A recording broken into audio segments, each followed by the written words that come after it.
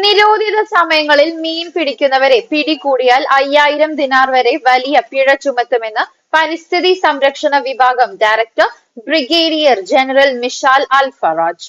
കുവൈത്തിന്റെ പരിസ്ഥിതി സംരക്ഷിക്കുന്നതിൽ വകുപ്പ് ഊർജിതമായാണ് പ്രവർത്തിക്കുന്നത്.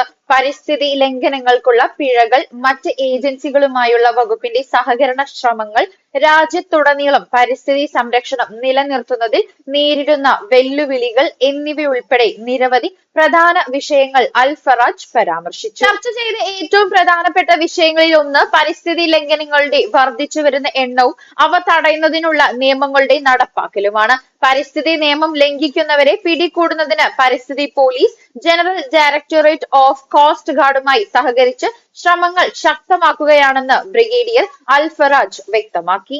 വിവരങ്ങൾ കൈമാറുന്നതിലൂടെയും സംയുക്ത പരിശോധന പര്യടനങ്ങളിലൂടെയും കുറ്റവാളികളെ ബന്ധപ്പെട്ട അധികാരികൾക്ക് കൈമാറുന്നതിലൂടെയുമാണ് ഇത് സാധ്യമാക്കുകയെന്നതും അദ്ദേഹം കൂട്ടിച്ചേർത്തു. പൊതുയിടങ്ങളിലെ പുകവലി നിയന്ത്രിക്കുന്നതിലും വകുപ്പ് ജാഗ്രത പുലർത്തുന്നു. അടച്ചിട്ട വാണിജ്യ ഇടങ്ങളിൽ പുകവലിക്കുന്നതിന് 500 ദിനാർ വരെ പിഴ ചുമത്തും. അതേസമയം പാർക്കിംഗ് സ്ഥലങ്ങളിലും വിമാനത്താവളങ്ങളിലും പുകവലിക്കുന്നതിന് സമാനമായി പിഴ ചുമത്തും. ശരിയായ ലൈസൻസ് ഇല്ലാതെ പുകവലി അനുവദിക്കുന്ന സ്ഥാപനങ്ങൾക്ക് 1000 ദിനാർ വരെ പിഴ ചുമത്തും. മാളുകൾ, വിമാനത്താവളങ്ങൾ തുടങ്ങിയ അടച്ചിട്ടതും പകുതി അടച്ചതുമായ സ്ഥലങ്ങളിൽ പുകവലിക്കുന്നത് നിയമലംഘനമായി കണക്കാക്കപ്പെടുന്നു. പുകവലിക്കാർക്ക് 50 മുതൽ 500 ദിനാർ വരെ പിഴ ചുമത്തും. നിയുക്തമല്ലാത്ത സ്ഥലങ്ങളിൽ സിഗരറ്റ് കുറ്റികൾ ഉപേക്ഷിക്കുന്നവർക്കും മാലിന്യം വലിച്ചെറിയുന്നതിന് 500 ദിനാർ വരെ പിഴ ചുമത്തും.